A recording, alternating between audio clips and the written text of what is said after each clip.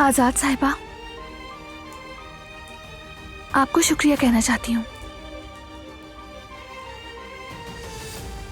कल आपने मुझे लॉन में देख लिया था। अगर आप ना होती तो शायद आज बहुत कुछ बिगड़ चुका होता। आपने मेरी जिंदगी बचाई। बहुत शुक्रिया।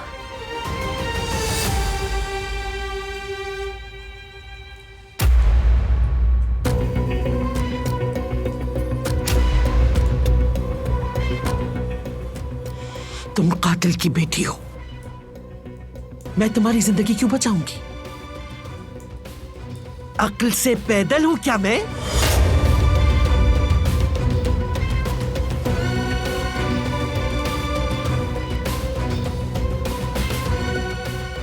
तुम्हारी जैसी घटिया औरत की मेरी नजर में कोई हैसियत और वक़्त नहीं, याद रखना। नागिन हो तुम।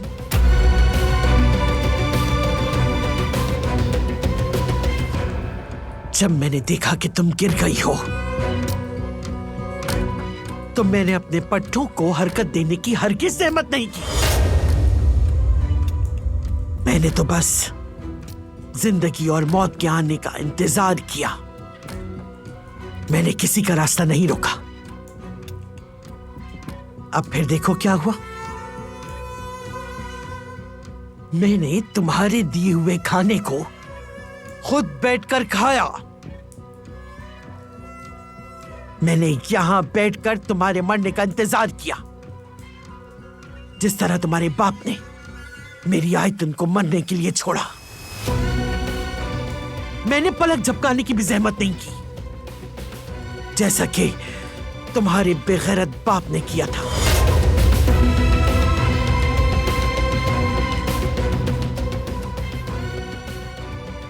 तो फिर आपने क्यों बताया कि आपने मुझे देखा था? क्योंकि मुझे अंदाजा नहीं था कि तुम बच जाओगी।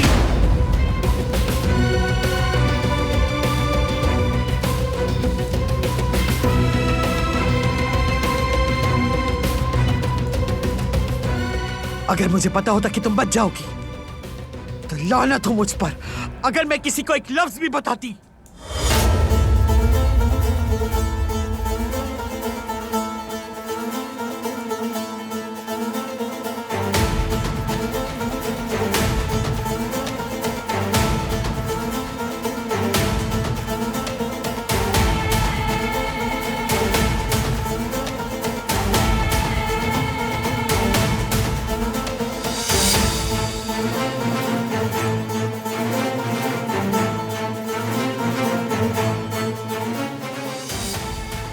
क्या हो रहा है यहां?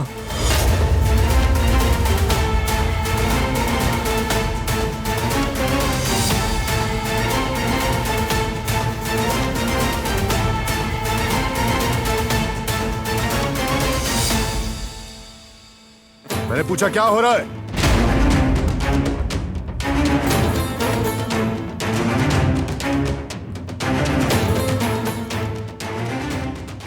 शुक्रिया अदा करने आई थी मेरा।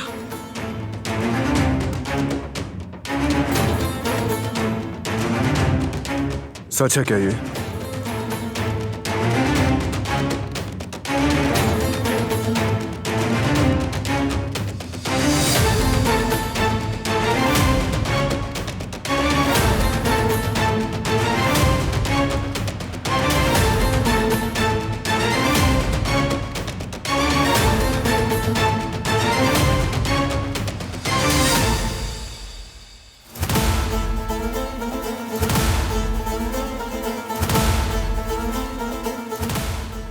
अगर कोई और बात नहीं है तो मैं तुम्हारे पापा को देख लूं।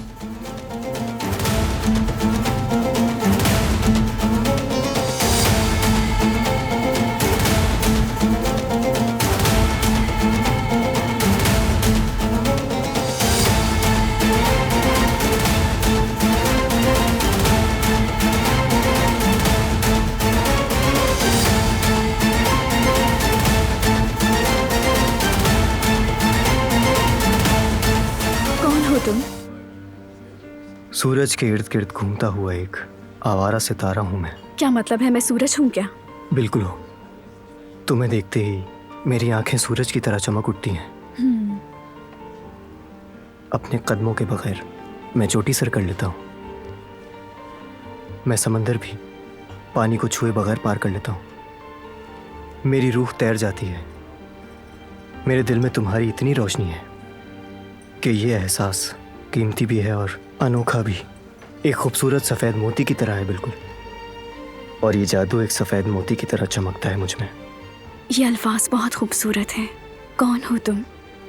हर इंसान एक पंख होता है, और जब उसे दूसरा पंख मिल जाता है तो वो इश्क की परवाज़ को निकल जाता है। मैं तुम हाँ मैं तुम तो मेरे लिए एक चांद हो जो मेरी अंधेरी रातों को रोशन करता है। एक ऐसा परवाना जो रात की तारीकी में खो जाता है। कायनात के सबसे हसीन 2 सितारे मेरे सामने हैं और मैं उनकी गहराई में हूँ। तुम्हारी आंखों की ये रोशनी सूरज देखकर भी शर्मा जाता है। इन आंखों में अपना अक्स देखकर दिल को सुकून मिलता है। ऐ मेरे अजनबी, तुम तो वो हो जिसे देखकर मैं अपने गम भूल जाती हूँ। मेरी खुशी हो तुम। ये आवाज़ और ये बातें किसी धुन से ज़्यादा कानों में रस घोलती हैं। मुझसे कुछ कहो, चुप मत रहा करो, मुझसे बात करो। लोग देख रहे हैं, अब जाओ तुम। ये बताओ, दोबारा मिलोगी मुझसे? मैं अपनी रात को चांद के बगैर दफन नहीं करना चाहती। मुझे सूरज को जलाती अपनी आंखों से महरूम मत रखना। अब जाओ ना।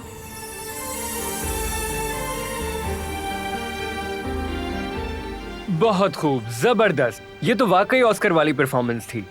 बुलंद, हम रिहर्सल कर रहे हैं यहाँ, मजाक करने का वक्त है ये। ठीक है, मैं तो कुछ भी नहीं कह रहा। तो फिर हम कभी ये परफॉर्मेंस देख रहे हैं? मुझे तो लगता है कभी भी नहीं, क्योंकि तुम्हारे दोस्त को लाइंस ही नहीं याद रहती। ओह अच्छा, अभी तो जैसे तुमने बोली है ना मेरी लाइंस। हाँ बस सही था। खराब घड़ी भी कभी कभार टाइम सही बता देती है। किसी ने बताया तुम्हें वाकई बहुत बदतमीज हो तुम। और तुम तो जैसे बहुत तमीजदार हो। By the way, I think कल तो हम सेलिब्रेट कर सकते हैं ना? कैसा सेलिब्रेशन है? तुम्हारी साइड के भूल गई? फ्री होने की जरूरत नहीं है। लेकिन हम स्टार तो है ना। बदकिस्मती से। व्हाटएवर। कल तुम्हारी बर्थडे है मेरे दोस्त। तुम 18 साल के हो जाओगे, ग्रोन अप बॉय। अरे वाह। अब तुम्हारी जिंदगी का नया चैप्टर शुरू होगा। जानता हूँ तुम सेलिब्रेट नहीं करते, मगर इस साल करना होगा।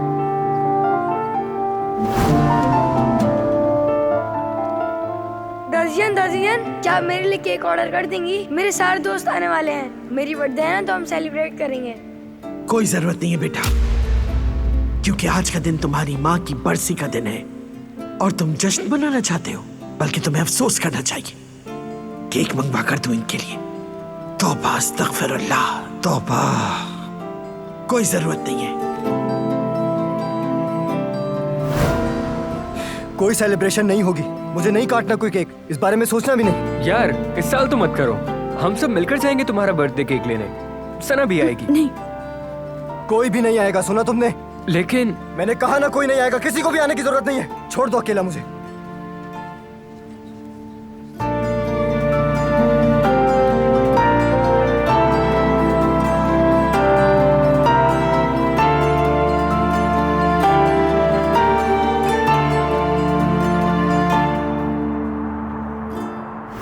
कल तुम्हारी बर्थडे है मेरे दोस्त। तुम 18 साल के हो जाओगे, ग्रोन अप बॉय।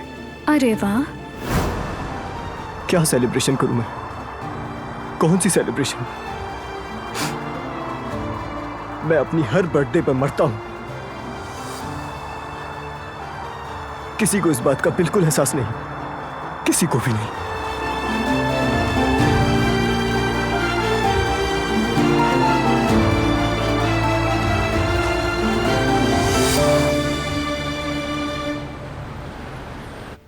हमारे पास 2 मुख्तलिफ रास्ते हैं। शायद इराक के रास्ते जाना ज्यादा बेहतर रहेगा। मेरे ख्याल से हमें ईरान के रास्ते जाना चाहिए। वो हमें शॉर्टकट भी पड़ेगा और हमारे लिए फायदेमंद भी होगा। और ये कि जिस कंपनी से डील होगी वो ईरान में भी एग्जिस्ट करती है। ये भी एक एडवांटेज है इस बात का। मतलब किसी भी प्रॉब्लम की सूरत में वो हैंडल कर सकते हैं।